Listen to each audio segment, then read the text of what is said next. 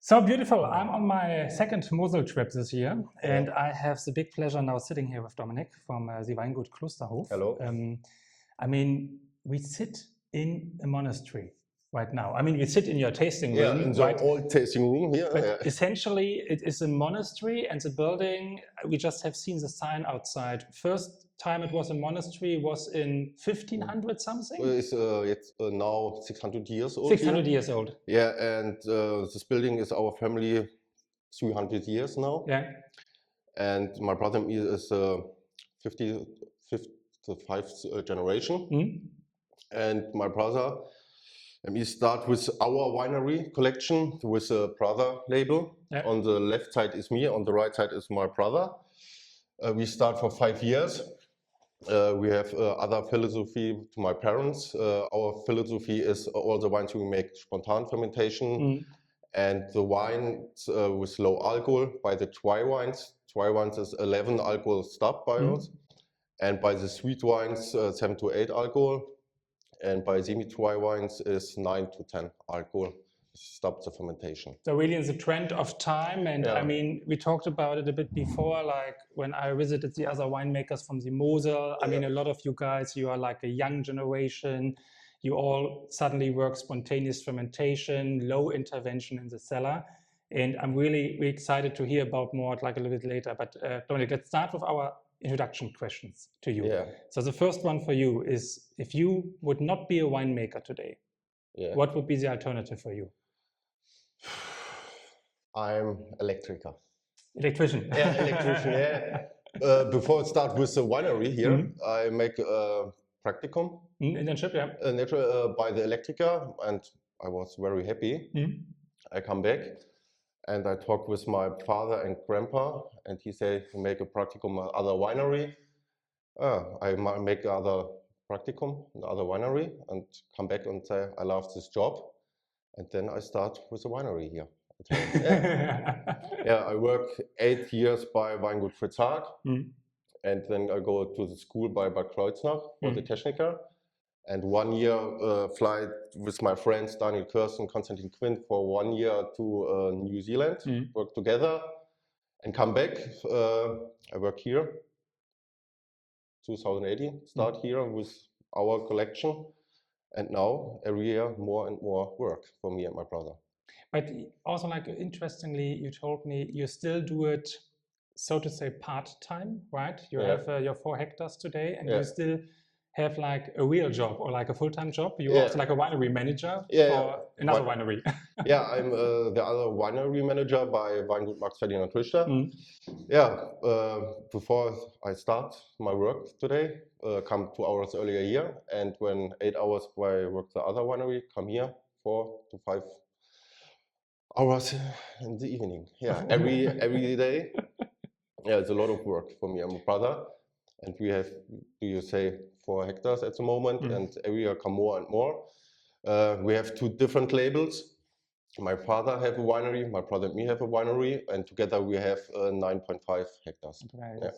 And this maybe leads a little bit to our second question to get you like a little bit better to know. Now, you said already you learned at Fritz Haag. Yeah. You have been in New Zealand. If you look back at your education and your career as a winemaker, is there like a single person or like a single experience you can point to where you say, this really created my philosophy of winemaking? By Weingut Fritz Haag. For the sweet wines, for the Auslesen, BA or TBA. Yeah. I learn a lot of, you make it, the TBA or Auslese, that's the inspiration for me.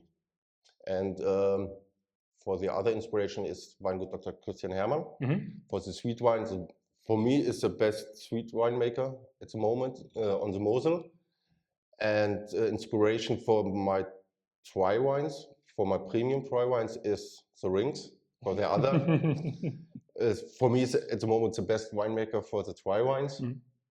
And here for the dry wines in the Kabinett is I love the style Julian Haart.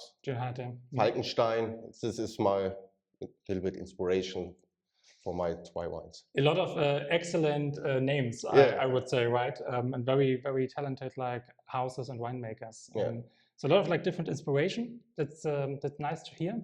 Like, but if you have to answer our third question, which is like for some people like a little bit difficult to answer. But if I ask you about your personality, and what you think, like which wine, which grape variety, which wine style best reflects your personality, what would come to your mind, sir? The perfect wine from my winery is our new wine here.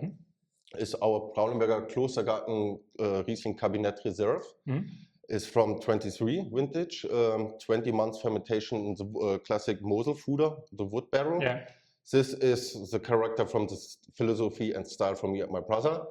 This wine have 10 acid, 10 alcohol, and 0 gram rest sugar. And this is the style from me and my brother.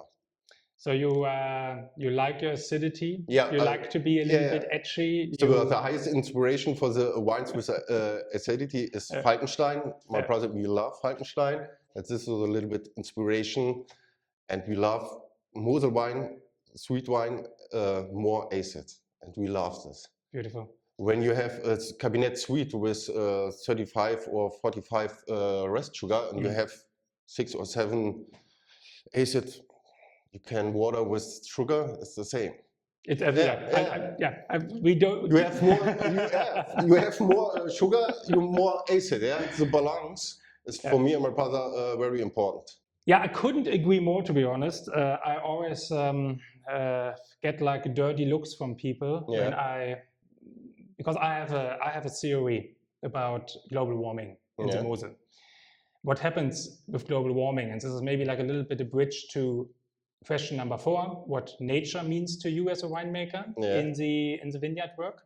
But for me, I have a little bit of feeling that the young generation of winemakers, also like yourself, with global warming, you do not have any recipes anymore from your parents that you just can copy to make these like sweet wines, right? So every vintage, like making like a Kabinett is something new because nobody really experienced all these difficulties. Think about 2024. I don't know if we ever had a vintage like 2024 before in history, or if you could ask your father, like, what should I do, right? And nature is changing a lot, and I think this poses a lot of like difficulties for the wine style of the Mosel, in my personal opinion. For me, I see the last 6 years, it's hotter and hotter, and not much rain here.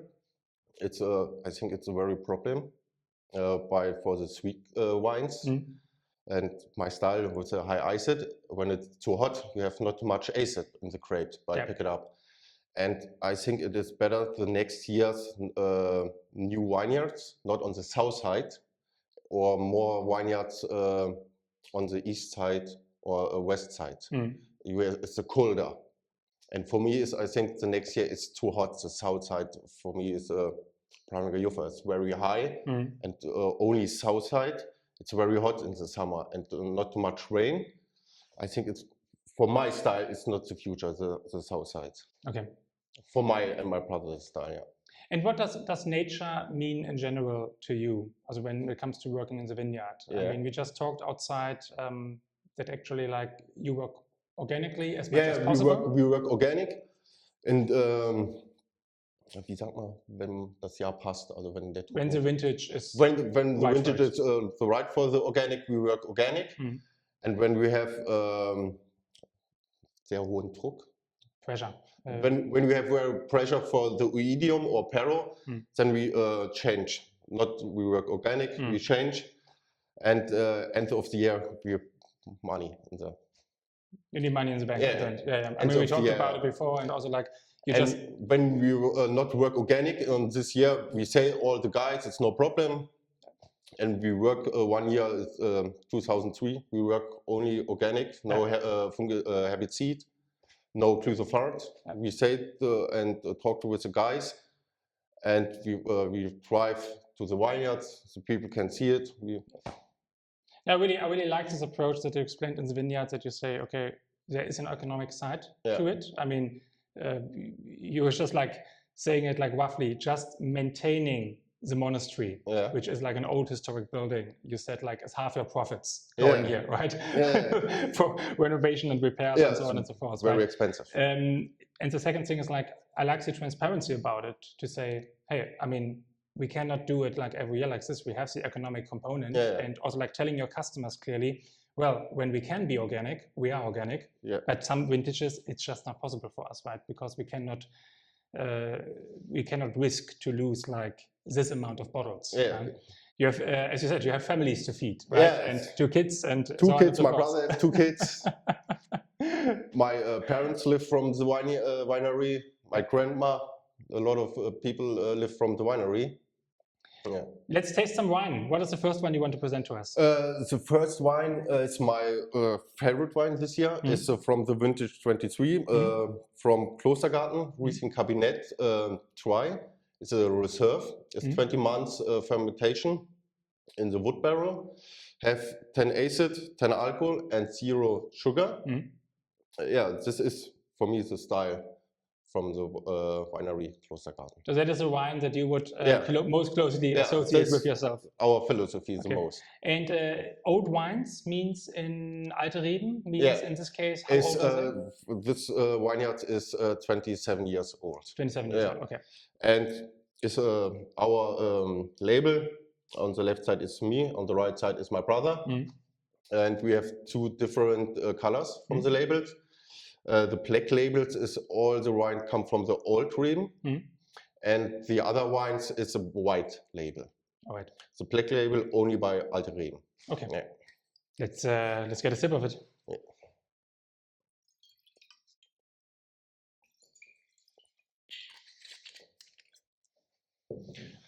Yes, for 6 weeks we fill it up in the bottle.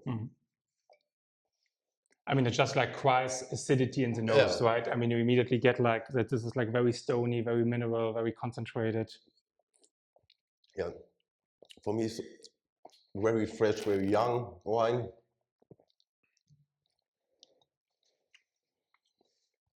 That is also something that I mean, it's 2023. Right? It's very fresh. It needs it's something that you would like to put a little bit away, right, to see how it develops. So how is your experience now? You work with spontaneous fermentation. Spontan fermentation. You work with maturation in old oak barrels. In old oak barrels. 40, 50 years old. The dry wines, all we make in the classic Mosel Fuder, in the wood barrel. And all the sweet wines we make the spontan fermentation in the steel tanks. And what is your take on, because now you filled it, it's a 2023. So it's 2 years old about it. Do you think it needs more time to settle and find itself? Or? I think this wine more time. I think it's better when you drink this wine in 2 or 3 years. Now it's very young and very fresh. Yeah, I would personally agree that I think like sometimes these like wines that you do in a minimum intervention style where you work spontaneously, oak barrel, you give it time. Sulfites, how many sulfites are you? It's minimum. We make minimum. As little as possible. Okay. It's our philosophy is the great wine is made in the vineyards. In the vineyard, And in the cellar we make nothing. We look, we taste. That's my work in the cellar. Beautiful. I really like this. I mean, every day my brother and me go in the cellar 2 or 3 times on the days, and we taste and taste and taste. And when my brother and me said this wine is perfect, we stopped the fermentation. This is my work in the cellar. So let's talk a little bit about being a young winemaker in today's Mosel, because what I realized is we have at the Cool Climate Summit in January a bunch of Mosel winemakers, like 24 or 25, and it seems like most of them went into the same class in winemaker school. So you all know each other somehow. A lot of the Daniel Kirsten, Konstantin Quint, Daniel Imich, Benedict. It's all my friends from the wine school. So aside of that, you have a cool little class or field trip to Copenhagen. Yeah, we'll have a good time. We want to make a class trip. How is the community between you? How is the exchange? Let's say when you talk about global warming, for example, do you have a good dialogue with them about the vintages, the challenges, and? Yeah, we work. We talk together, we work, for me is very important. I talk every day in the Haag with Daniel or with Konstantin. What do you make it? What do you think is better this year? we work together. Yeah, that is the best for me. It's the best when we all the young winter we work together. It's better for the Mosel. Yeah. Spain, Italian, yeah, French. This is my problem, not Germany winemakers. Yeah. I think when all the winemakers in Germany we work together, it's better for all than we gegeneinander. Yeah. But that being said, I mean, your winery and your wines, you are pretty well on the export market at the moment, right? I mean, your wines can in Sweden and Denmark. Sweden, Denmark, Switzerland, Belgium, Netherlands. Yeah. And we make 90% export. And how much? 90%. 90% export. 90% export and 10% here in Germany. In Germany. Yeah. Of your own line, right? Yeah. And my father's line is only here in Germany. Only in Germany. Yeah. Okay. So actually, like very diversified and very stable. But how? Again, like as a young winemaker, how are you looking at the market situation? Also, like, because at the moment everybody is a bit nervous, especially in Germany. Are you optimistic about the future for wine? Or for the export here in Europe, it's no problem. I think this is my future for my winery is the export here in Europe for Scandinavian and Belgium, Netherlands. US market, I think. It's difficult for me at the moment. It's very difficult. At the moment, no future. And here in Germany, it's very problem for the selling our wines. Here, the German guys, it's no problem when you buy the wine for 5-6 euros. No problem. My wines begin by 10 euros and the end is by 200 euros for the bottle. And it's very problematic here in Germany for selling by the guys. And yeah, I can totally understand that. I mean, that is what I hear from many winemakers, and therefore, like, export becomes like more and more important, right? Or finding the right markets in Germany. But another thing is the wine style and what people drink, right? And I mean, you just said yourself, you do these very light-styled wines. This here has 10% alcohol, right? For the dry wine, this is dry wine is nothing. For me, it's nothing. 10 alcohol.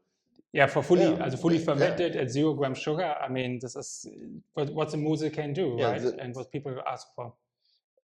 For me, it's the future wine. We make wines with low alcohol. Yes, this is the future for me.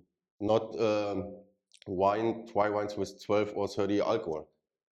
The problem for me is a problem by the dry wines in Germany when the wines have more than 12 alcohol. You feel the alcohol when have more than 12 alcohol. Yes, I think so. They're burning a bit. Yeah, and a little bit burning. And Mosel is low alcohol style. And then my brother, for 5 years, we changed the philosophy.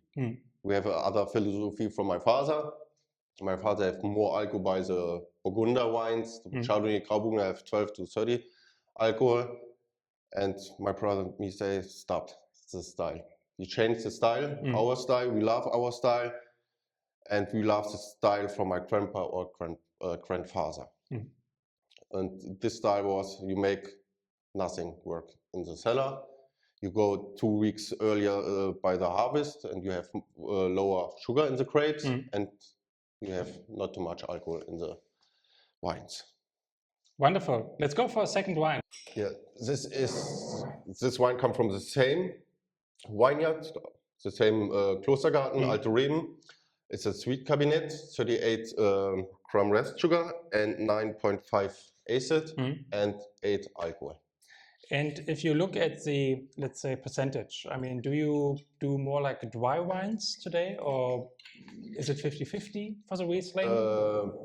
By our winery is 20% sweet wines. 20% sweet, okay. And 50% dry, and the other is semi-dry wines. Semi-dry wines, okay. Yeah, it's more and more dry wines. It's changing, right? It's changing. Yeah, people ask more for dry wines. Yeah. Okay. It said the Mosel is sweet wines, and are more drinking dry wines to people. It's an interesting development, but also like with sparkling wines in general, right? I talked to Ansgar. We are more and more sparkling wines. More and more sparkling wine. Exactly. I talked to Ansgar Schmitz from the Moselweinverein at ProWein about it. We recorded a small podcast about Mosel sparkling wine. And the one thing is you have more and more sparkling in the Mosel, But the other thing also here, the sparkling is getting drier and drier. As people are slowly getting used to the idea of bone dry, extra brut nature. Brut nature, you make the same brut nature. So it's kind of interesting how, at least for some parts of the customer, the development is going there. But here we have a classic cabinet with this is a sugar. classic cabinet. 8% alcohol. Yeah. Quite typical. It's very minerality, very nice acid, long acid in the mouth. Mm.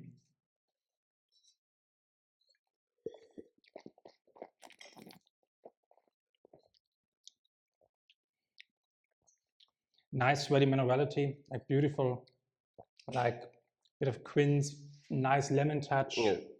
The sugar is really not on the nose. I mean, where are we in terms of grams? It's more acid than sugar. It's more acidity than sugar. Yeah. It's really elegant in that regard. Thank you. Because it doesn't, it gives you exactly the kind of like, what you say, a sweet touch that you want to have that makes you drink the bottle, but without like, make me feel sick after it, you know. I say, this is a wine, the lemonade for adults. Lemonade for adults. You can drink this wine in the morning by 8 or 9 o'clock. It's no problem. 8 alcohol, it's nothing. Yeah. For me, it's a lemonade for adults. It says a winemaker, right? Yeah. I mean, but no, it's definitely a point why this kind of wine style has its like relevance in the market, right? Yeah. Because I mean, if you think about it, let's say we have a warm summer day, you have a wedding, you have a party, you want to start the evening in the afternoon easy, but you don't want anybody to be drunk by 7 p.m., right? Yeah. I mean, you start with 8% Kabinett. This is perfect. This wine by 6 or 7 degrees in the summer, you're sitting with your friends or wife, you can drink together one bottle. It's 8 alcohol is nothing, yeah? Yeah, you feel it, but you barely, not like you drink a Chardonnay at 13% or something. So I totally see the point there. Is it more challenging for you to make these wines? So coming back to the global warming question maybe a little bit, do you feel like that it's getting more difficult for you to find exactly the spot between acidity and sugar, where you say, I'm totally satisfied? Or is that just like a general challenge that you have every vintage? It is every year the challenge for me and my brother. For me and my brother, at the moment, no problem with the sugar and acid. The Klostergarten, it's very high, and behind is a Hunsrück, and we have very cold wind. Cold winds that come down. Cold winds and go down, and it's 5 degrees colder than Brauneberg Juffer, 5 degrees colder, okay, wow. On this side, and we have every year very high acid. And it's the other style to Brauneberg Juffer. I think the next years, 5 to 10 years, were very problem for me and my brother. And then we change not the vineyards on the south side. We go to the west side, the colder sides for the vineyards. I think that it's a future for the sweet wines by us. And by the dry wines, I think it's no problem. It's not a problem at the moment, But this is what I hear from also like many colleagues. It's like you have I think for the dry wines, it's in the future no problem. For the sweet wines, I think come the problems in the hotter vineyards. Okay. So this is a little bit already like an answer to our final question. I mean, we see you in Copenhagen in January 2026. Very happy to have you on board there with many other talented Mosel winemakers. But more like on a personal note or on a winery note, in 5 years from now, if you look a little bit into the crystal ball, where are you and where is Klostergarten? Klosterhof. Weingut Klosterhof. The Klostergarten is hopefully still there where it should be. I hope in 5 years we make 6 hectares here. 6 hectares, okay. I hope so, and my brother and me, we can live from the vineyards. And dass wir alle gesund sind. That we all are healthy. Kids are growing and having fun. And that's our wine area better and better and better. That is for me in 5 years. I like that approach very much. Thank you for your time today and showing me your vineyards and this see you in the January. And see you in Copenhagen. Cheers. Thank you.